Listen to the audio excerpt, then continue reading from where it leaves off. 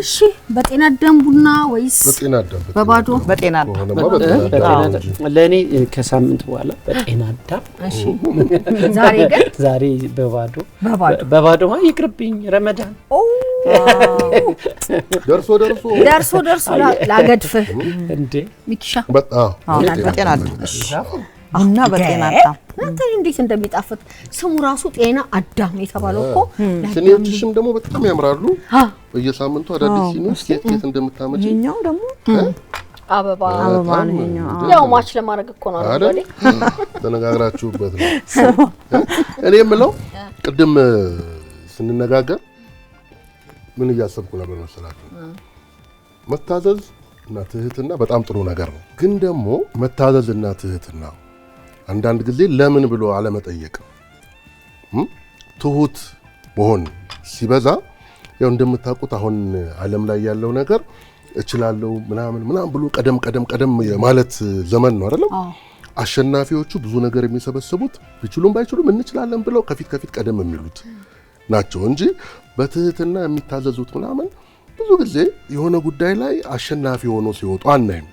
አንድ እሱ ነው ሁለተኛ ደግሞ ምን አሰብኩኝ የግድ መዋደድ አለብን ወይ የግድ መስማማት አለብን ወይ አንድ ጉዳይ ላይ እስከ ተከባበረን ድረስ የተለያየ አቋም ኩል ይኖረን ይችላል በያሰብኩና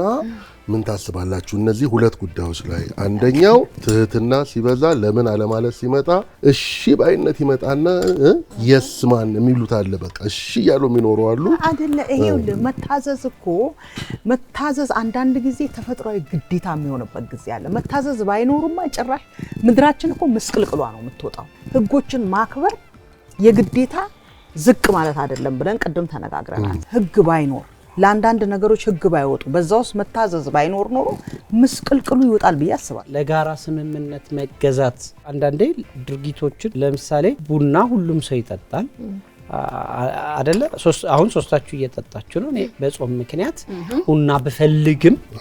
ነፍሴን ጫናትና እታዘዛለሁ ለፈጣሪ ትእዛዝ ፈልጎ የተቀበለው ነፍስ ግን ትፈልጋለች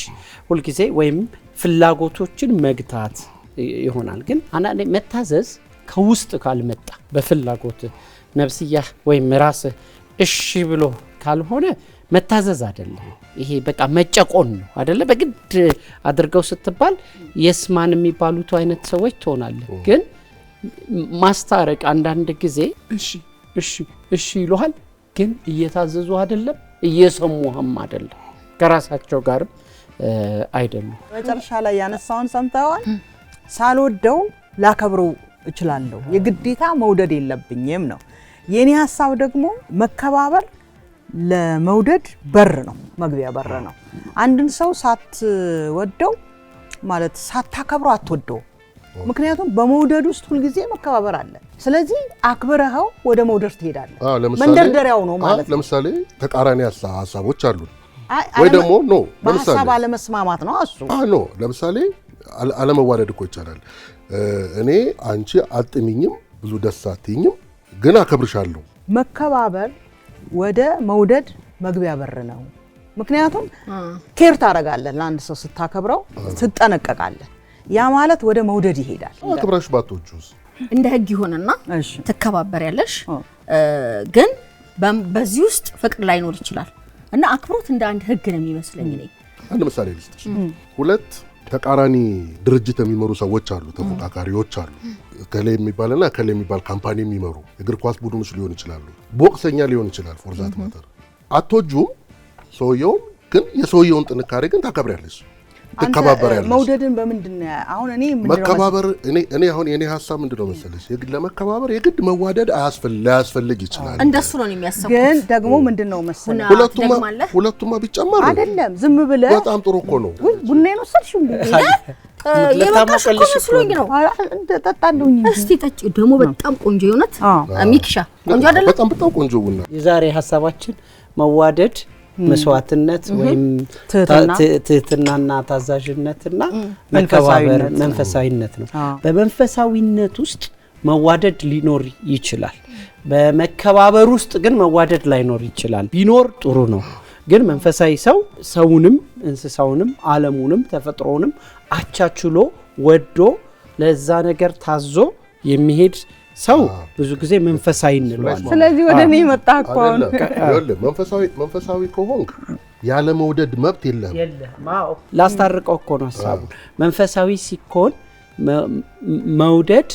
መከባበር፣ መታዘዝ እና ይሄ ያለ ማዳላት ነገር አለው አይደለ? ተፈጥሮን ከሰው ጋር ባላንስ ያደርጋል መንፈሳዊ ሰው አይደል? የተፈጥሮና የሰውነትን ነገር አቻችሎ ይሄዳልና ግን ሙሌና ሚኪ ያልተግባባችሁበት ግን ሐሳብ ላይ ሰው ግን አንዳንዴ ከመንፈሳዊነትም ሲወጣ ያከብራል ግን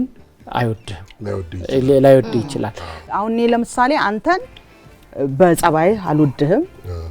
በመታረገው ነገር በሙሉ አልወድህም ግን በስራ አከብርሃለሁ እንደማለት ነው። ሁለቱ ይሄዳል የሁለቱም ሐሳብ ይሄ ነው። ስንት ዓመት ቲያትር ስትሰሪ በጣም የሚረብሽሽ ሰው አለ ምናምን እንደው ኮንፈርት አይሰጥሽ ምናምን ግን ችሎታ ያለው ሰውዬ ነው። ምን ታረጊዋለሽ? አብረሽ ሰሪው ደግሞ ደስ ይልሻል። አክብረሹ እኮ ትሰሪያለሽ። እንደው አመሉ እንትን ነው ነጭናጫ ነው። ግን የሚገርም ነገር እኔ በጣም ጎበዝ ሰው ወዳለሁ እና ጎበዝ ነው። ስለዚህ ተመልካቾቻችን ዛሬ እንግዲህ በእሁድ የቡና ሰዓታችን ላይ ትንሽ ሞቅ ያለ ውይይት አድርገናል። ቅድም ጀምሮ በጣም ከፍተኛ መንፈሳዊነትና ፍቅርና አረግንና አሁን እስቲ እዚህ ጋር ትንሽ እንከራከር ብለን ነው። እናንተ ምስል በየቤታችሁ ተነጋገሩበት። ይሄን ያነሳነውን ጉዳይ ተነጋገሩበት። በቤተሰብ ደረጃ ብትወያዩበት አይ ቲንክ ለቤተሰብም የሚጠቅም ነገር ይወጣል ብለን እናስባለን።